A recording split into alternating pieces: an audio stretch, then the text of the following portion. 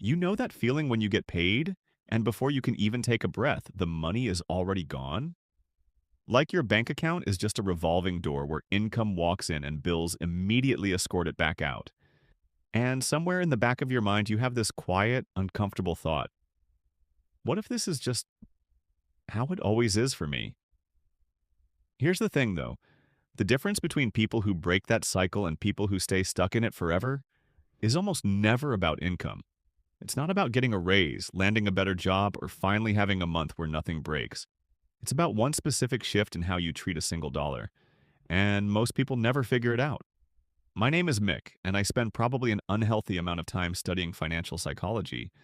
Why some people seem to build wealth almost naturally while others earn decent money their entire lives and still end up with nothing to show for it. If that gap between earning and actually keeping money has ever frustrated you, hit subscribe and give this video a like. Because what we're about to get into might genuinely change how you see every dollar you earn. Now, before we talk about the $1,000 rule, let me ask you something. When you get money right now, a paycheck, a bonus, whatever, what's your first instinct? For most people, it's some version of, okay, what do I owe? Your brain immediately runs through the mental list: rent, car payment, groceries, that thing you forgot to cancel. Your money arrives and your brain is already allocating it to problems before you've had a chance to think clearly. And that's not laziness. That's not irresponsibility. That's your brain in survival mode. And survival mode has one job: put out fires. It is completely incapable of building anything. Here's where the $1,000 rule comes in. And this is the part that will probably surprise you.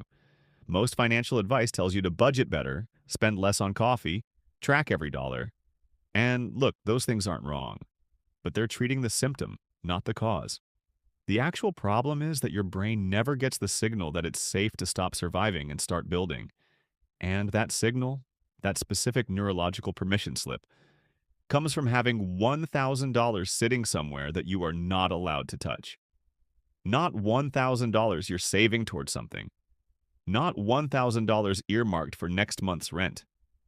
$1,000 that just exists with no job assigned to it.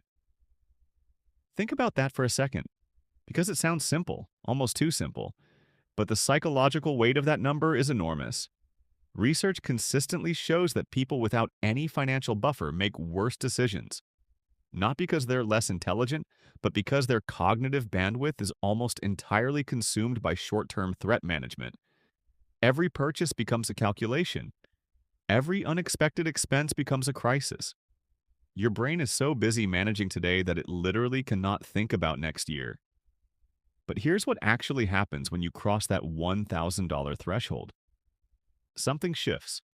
Not dramatically, not overnight, but quietly, your brain stops treating money like a fire extinguisher and starts treating it like a tool. You stop asking, can I survive this month? And you start asking, what can I do with this? And that question, that tiny reframe, is the actual foundation of every person who has ever built meaningful wealth. Now, here's where most people mess this up, and I see it constantly. They treat the $1,000 as a goal line instead of a starting line.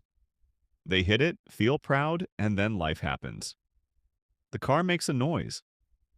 The phone screen cracks. And because they never mentally lock that money away as untouchable, it disappears, and they're back to zero. And back to survival mode, and the cycle resets. The rule isn't just save $1,000. The rule is protect $1,000 like it is the most important financial asset you own. Because right now, it is. Not because of what $1,000 can buy you, but because of what it does to the way your brain operates when it knows it's there.